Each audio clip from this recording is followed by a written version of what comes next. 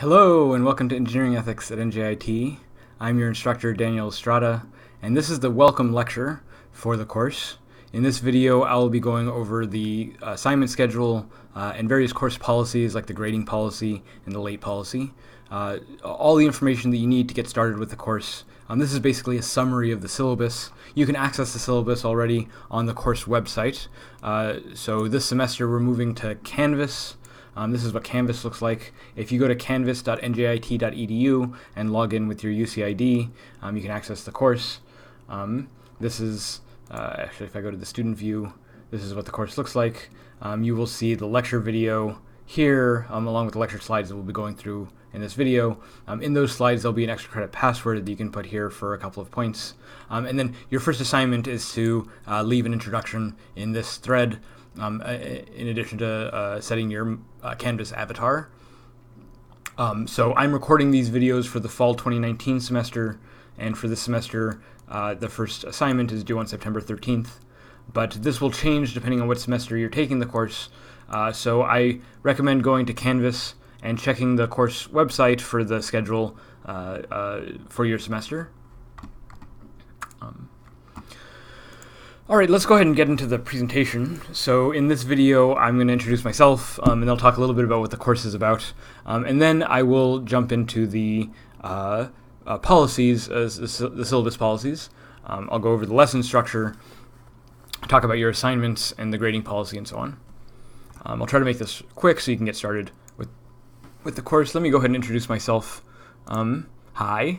I am Dan Estrada. I've been teaching at NJIT since 2015, mostly teaching this engineering ethics course. I also teach an upper division senior seminar, HSS 405, on artificial intelligence and autonomy, and I teach an STS 351 course titled Minds and Machines, which is basically a philosophy of mind course. My research is in artificial intelligence, but I really like talking about engineering ethics with all the engineers at NJIT. I'm a philosopher. I don't have industry experience as an engineer, and a lot of the technical knowledge that you all have as beginning engineers will help inform the course, will help teach me things. So please inform me of the technical knowledge that you have, and I will help you all learn about ethics and values and talking about how this course works. Let me go ahead and get rid of me here. Oops. There we are. So let me talk a little bit about the course itself. So students come into this class with differing expectations about what the course will be. Some students have taken orientation sessions, like ethics sessions, for different jobs you might have had. I'm a New Jersey State employee, and all New Jersey State employees have to do an annual orientation session on the sexual harassment policy and other statewide policies, and those orientation sessions usually involve going through a slide deck, presentation, PowerPoint presentation. Sometimes there's a few videos and a few quizzes, but it's usually pretty easy, and you just sort of click through the slides and get it over with. And a lot of students enter this course thinking it'll be similar. That'll just be a bunch of slide decks where you get sort of mandatory information, and it's a requirement, so you're not expecting to learn a lot or for it to be very rigorous. So this expectation is mostly wrong. The course is not designed to teach you the policies of your state or employer.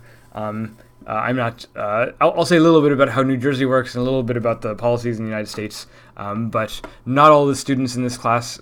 Some students are from out of the country. Some students might end up working out of New Jersey.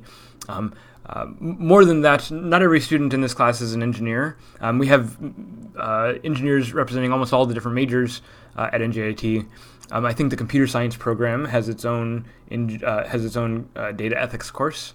But otherwise, if you're a mechanical or a chemical engineer or a civil engineer, if you're an architecture student, also some pre-med students take this course.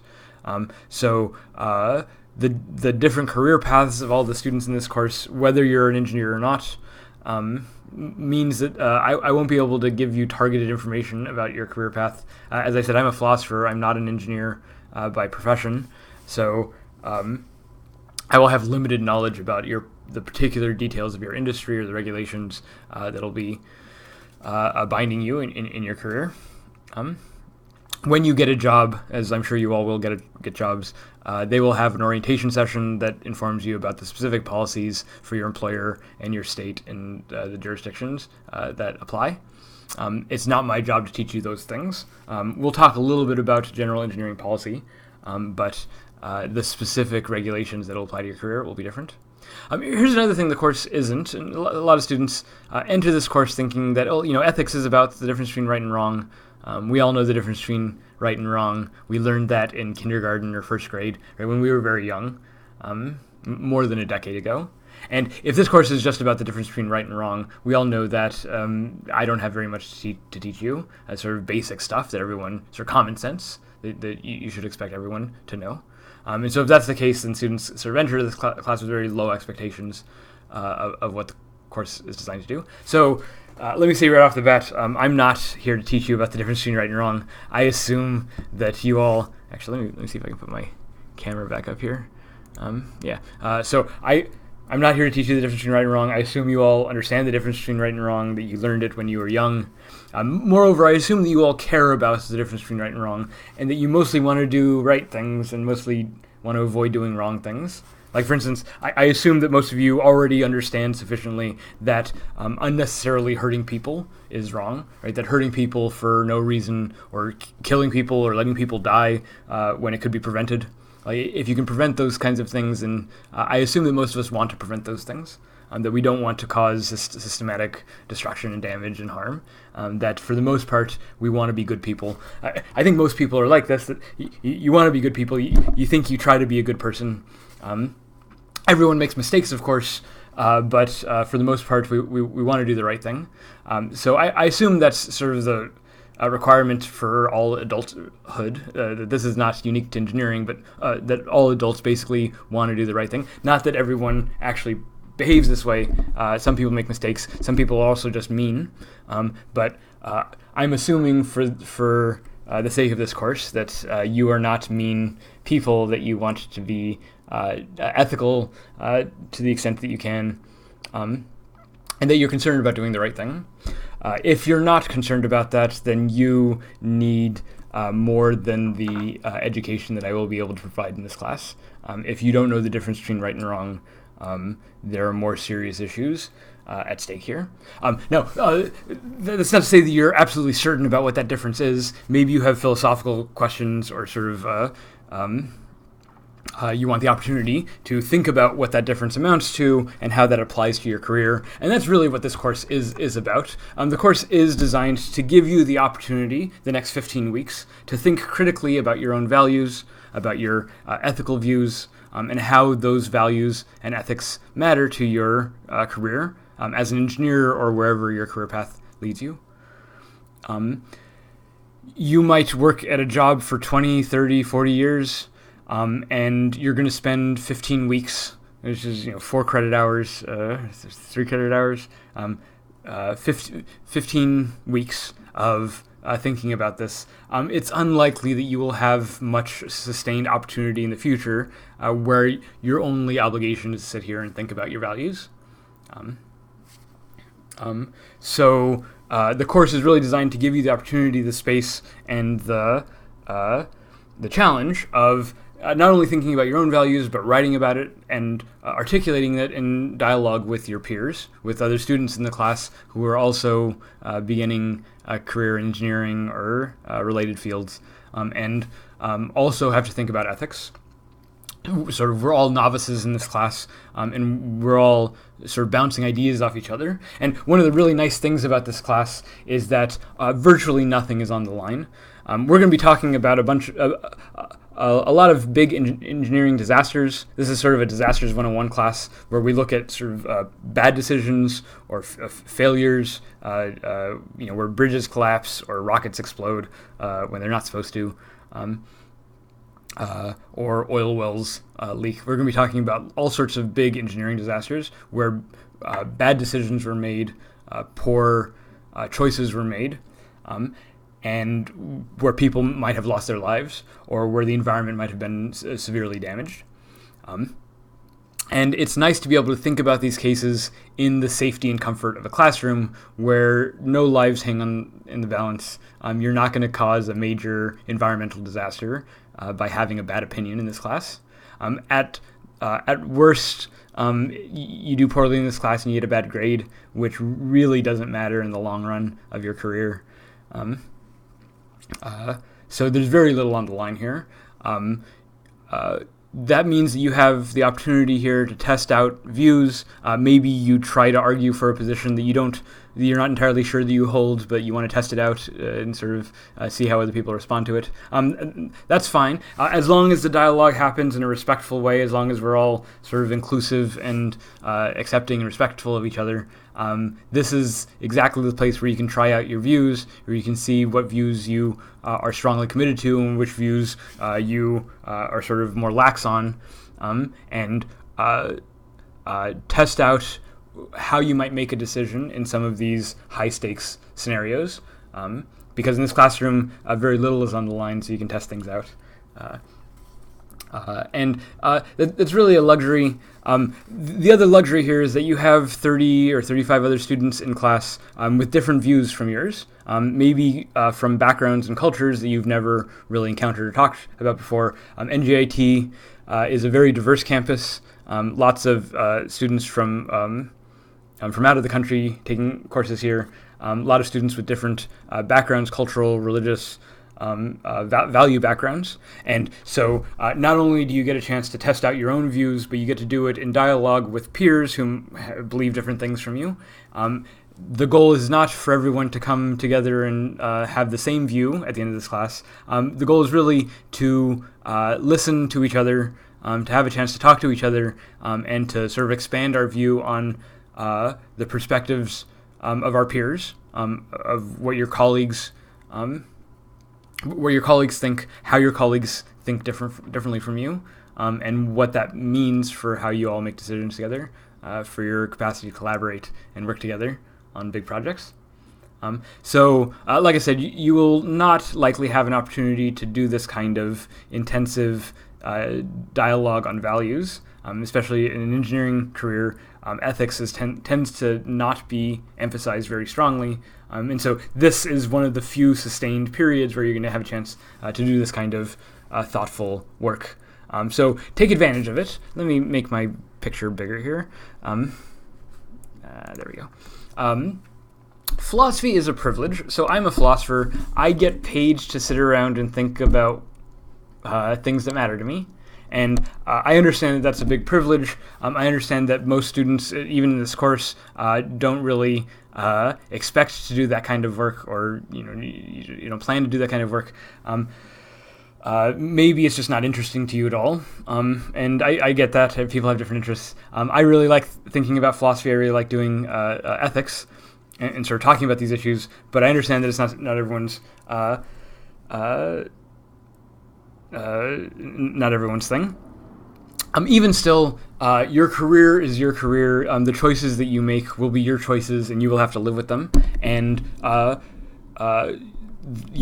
state of New Jersey and the school that you go to, NJIT, both require that engineers go through this course. We'll think a little bit about why this is a requirement at NJIT.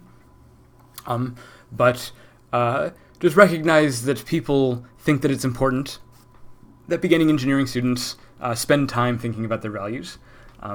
Take advantage of that. It will be easy. It will be relatively easy to sail through this course and do relatively little work.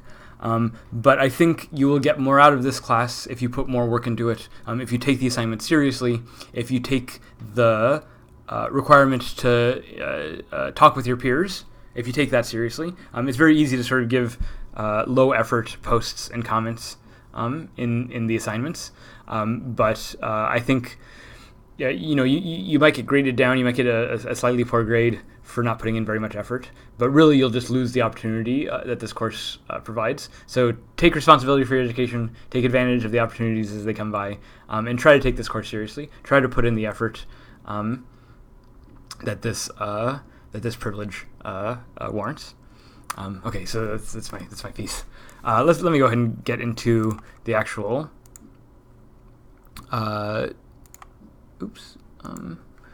the actual requirements and assignments for the course. So there are 15 weeks in the course. There are 15 lessons in the course. Each lesson is mostly structured the same way. For each lesson, for each week, you're going to be required to do some readings, watch a lecture video. Lecture videos will be about an hour long, and they will be introducing the readings. And so going through the readings in order to take a quiz and write a forum post. Your post should be about 500 words, which is about a page-long essay. It's a mostly informal essay, so you can talk personally about your own experiences. It doesn't need to be a 5-paragraph essay of the sort that you studied in high school. It should be just an informal discussion where you're thinking about the issues raised in the lesson. You're talking about your own perspective and views on the lesson. Maybe you're bringing in other material that you'd like to talk about with the class. So for about 500 words, for about a page, you should write a post and take that quiz. Those are due every Friday at midnight. And then I also want you to reply to other students' posts. And those replies will be due the following Tuesday. So your post for that lesson will be due on a Friday, and then the following Tuesday, 2 replies, about a paragraph long, 150 words, to other students' posts. Now, these are essay requirements, but I'm also allowing you to do a video essay.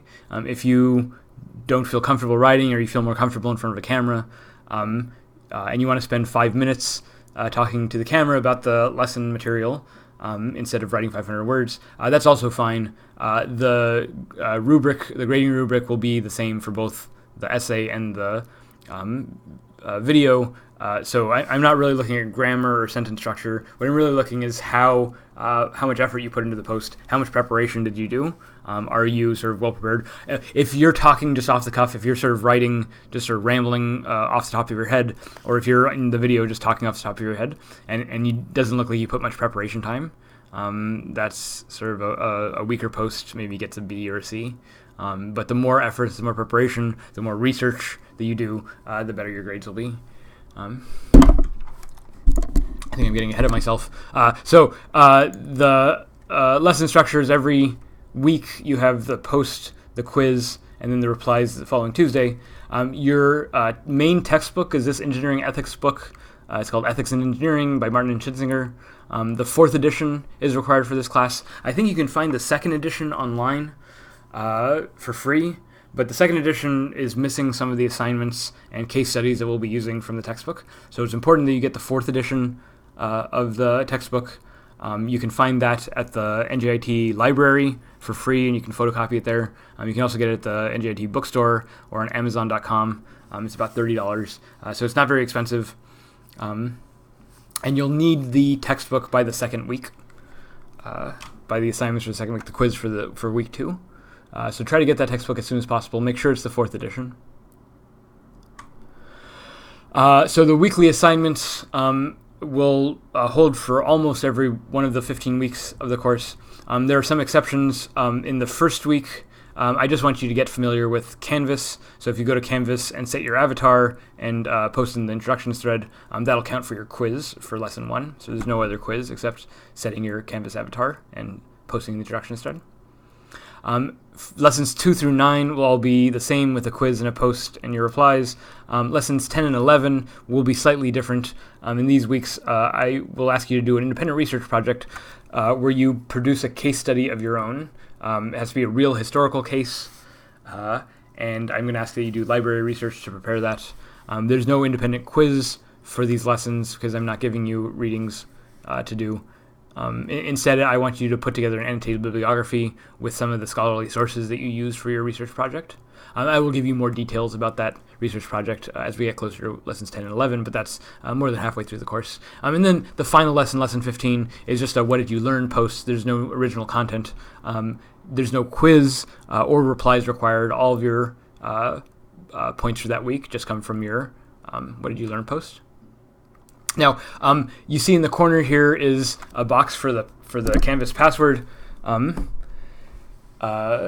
So in every one of these lessons, including this welcome lecture, I will put a password in the slides. You won't see the password in the videos. You'll have to actually open the slide deck, the Google Slides, and look for that, but I'll usually highlight the password, and you can see where it occurs in the video, and if you just go check that same slide in that same spot, you'll see what the proper password is. The point of these extra credit passwords is to encourage you to open up the slides and actually look around. I put all the links and sources in the slides, so there's a lot of work that I put into the slides, so I encourage you to open the slides and look around, and I give you extra credit for doing that in the form of these passwords. Okay, so let me just go over the assignments in a little bit more detail. Every week you'll have a quiz. The quiz covers the required readings, and actually let me go into, so if you go into Canvas, let me go ahead and just go forward to, say, lesson 2, which is going to be a standard lesson. So this is, actually if you go back here, so lesson 2, you see in this lesson there's the readings and links, there's links to the slide deck, and then there's the discussion forum where you'll put your post and replies. There's also the quiz. Right now it says 0 points because I haven't put it up there yet, but I will do that soon. And then the extra credit for the password in the slides. If you click on the reading and links, you will see the lesson itself. I give a brief introduction to the lesson theme, and then here's the lecture video. I will update these lecture videos for the new Canvas system. The lectures run about an hour, and they go through the lecture slides. So here's the link to the lecture slides, and the lecture slides is just a Google Doc where you can go through the slides individually at your own pace and find that password. And then underneath the lecture video is the readings, and you can see that it's broken up into the required readings and the optional readings. And the only difference here is that the required readings might appear on a quiz. So the quiz questions will draw from only the required readings, not from the optional readings. So none of this stuff will appear on the quiz. That said, you can do your post and your replies on any of the readings, including the optional readings. The only difference here is for the quiz, but for your post you can do whatever you want. You can read whatever you want. Now notice that there's a lot of readings here. There's something like 4 or 5 articles per readings, plus a bunch of stuff from the textbook, plus a video that I have here. So this is more material than you'll be able to read yourself. I don't expect you to read all this material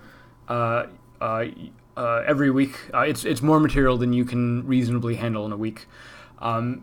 And I certainly don't expect you to master all the material. The quizzes don't require that you've mastered the material. The quizzes are really designed to make you open some of the readings and look around, but skimming them should be enough. The quizzes aren't designed to trick you. Let me actually come back to... Yeah, so the quizzes aren't designed to trick you. They're mostly multiple choice. There will be a few short answer, but the quizzes should be fairly easy if you've looked through the material. Not that if you've read everything, you have to read everything. Another thing is that the quizzes don't have a time limit, so you can open a quiz, look at what the questions are, and then start going through the material. Maybe it takes you a couple of days to go through the material, and you can sort of answer the quiz questions as you get to it. Again, the objective is just to make you open the readings and go through the readings. So answering the quiz quickly should be your goal, like maybe your first goal, to just make sure you go through the material first before once you finish the quiz, you can pick the particular reading that you want to write your post on. But maybe you do the quiz first. Quizzes are worth 20 points per lesson, and each lesson is worth 100 points. So this is 1/5 of your overall grade per lesson. So it's a relatively small part of your grade. They're due every Friday at midnight, and no late quizzes will be accepted. I'll talk about the late policy in just a second. In addition to your weekly quiz, there's also the weekly discussion post. The post, as I said, should be about 500 words or a 5-minute video where you go through one or maybe 2 of the readings in some detail and talk about your own views of the readings. The requirement is a 500-word essay or 5-minute video where you talk about at least one of the readings. Meeting those requirements will get you credit for the post. These are also due at Friday at midnight, same time as the quiz, and these posts are worth 50 points per lesson. In addition to the post, you have to reply to other students' posts. I'm asking you to do 2 replies of about a paragraph in length, so about 150 words. The replies should sincerely engage the content of the other students' post, and you try to start a dialogue, try to start some discussion. These are due the Tuesday after the post is due, Tuesday at midnight, and these are worth 15 points per post, so 30 points per lesson. So most of your actually, let me go to the next slide. So 50 points for your post, 30 points for your replies, 2 replies each worth 15 points, and then 20 points for your quiz. That's 100 points per lesson, and then 15 lessons. There are some exceptions. Lessons 10 and 11, the posts are actually worth twice as much because this is the research project. So instead of a 50-point post, it's worth 100 points. You still have to do replies for your lessons 10 and 11. And instead of the quiz, as I mentioned before, there's the annotated bibliography. I'll go over the requirements for the research project in more detail when we get there. But those are worth 50 more points, 50% more than a weekly lesson. So 13 of those 100-point lessons and 2 of those 150-point lessons means that the entire course is worth 1,600 points. This is the standard NJIT grading scale, although the bottom for the D is a little bit lower. Instead of at 60%, it's at 50%. So it should be relatively easy to pass the class, although getting an A in the class will require some work, 94% or better. I used to have a big discussion about grading, but the new Canvas system allows me to just put a rubric right into the here we go. Right into the course, so you can see the rubric yourself. So my grading philosophy for this course is that it should be relatively easy to pass the class, that meeting the minimum requirements for passing the class should be fairly easy for most students, and then getting an A in the class will be slightly more difficult. So the grading rubric is set up for this policy. The idea here is that if you meet the minimum requirements, that is a 500-word or 5-minute video essay, and then engaging 1 or 2 of the readings, that meeting these minimum requirements will earn you 40 out of 50 points, which is an 80%, which is B. So you could earn a B by meeting the minimum requirements. Being under the minimum requirements, like below the word count, if you don't put a lot of, if you're not putting a lot of effort in your posts, if your engagement is fairly low, you might lose points below these minimum requirements, 38, 35, 20, 10, 0 points. But this is just meeting the minimum requirements. And as I said, earning an A should require more than just those minimum requirements. So there are 2 kinds of things that I'm looking for to go above and beyond the minimum requirements. One is that you put additional effort in the form of, say, outside research, like if you pull in other sources, articles, newspaper articles that pertain to the lesson theme, and you bring those to bear. This is the sort of thing that goes above and beyond the requirements. Also, personal anecdotes. A lot of students in class have held jobs before, maybe jobs where they've had to make ethically weighty decisions. So share those anecdotes if you feel comfortable. If you want to add your own perspective or your own background, if you have some familiarity with the kinds of decisions, or if you have a cultural perspective that might be unfamiliar to a lot of the students, share those kinds of personal anecdotes. This is the kind of thing that I'm looking for that goes above and beyond the minimum requirements. The other sort of thing I'm looking for is drawing connections and sort of synthesizing the themes of the course. So if you can draw deep connections between 2 of the readings or 3 of the readings for a lesson, or even better, if you can draw deep connections between readings from across different lessons, like the readings from last week bear on the readings from this week in this way. So we're talking about these cross-lesson connections.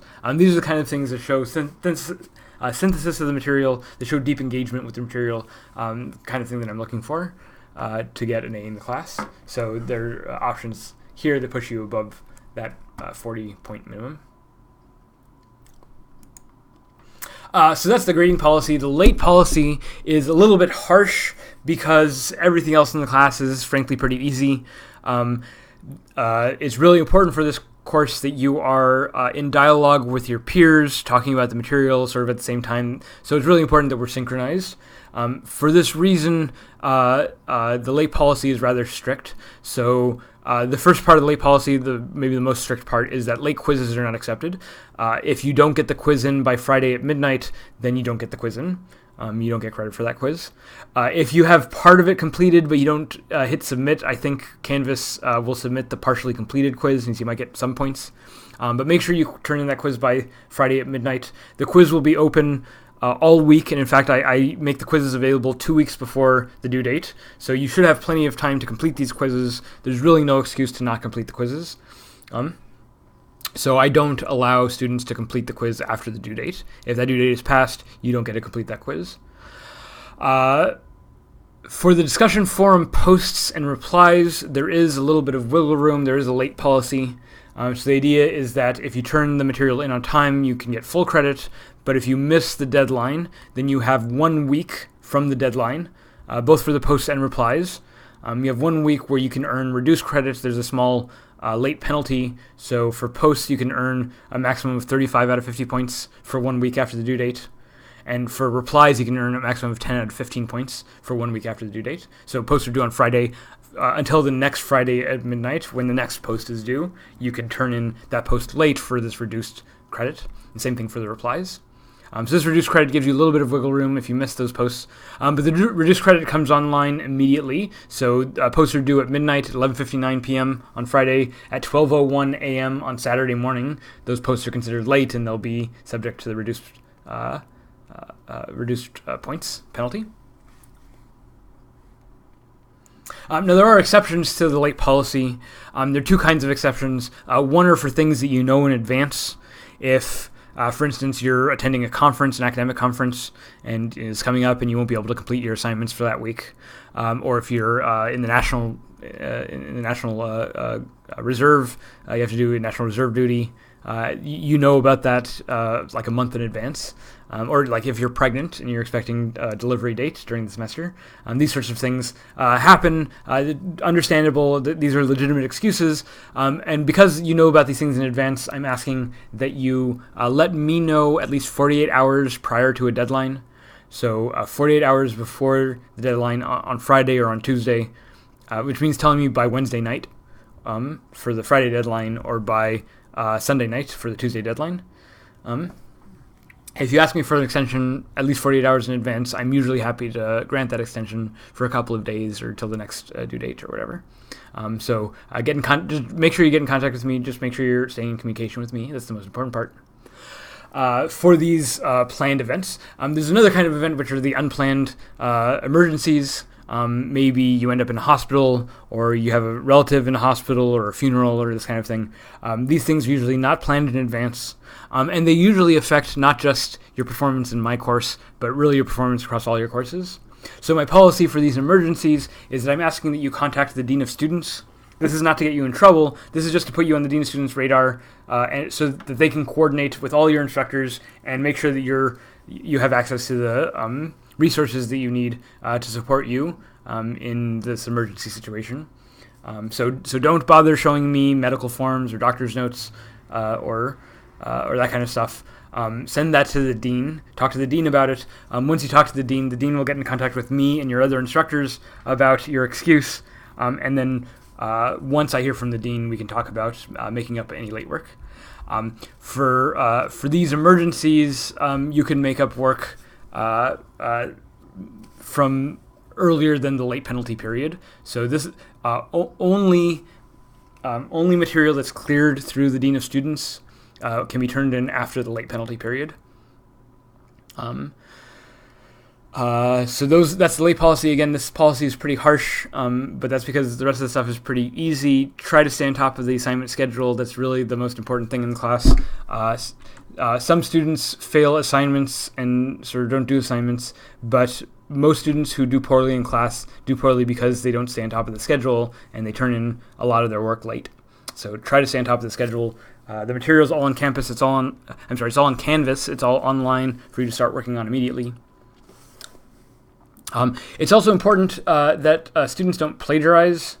So plagiarism, as defined by the NJIT Student Code of Conduct, plagiarism is any attempt to use work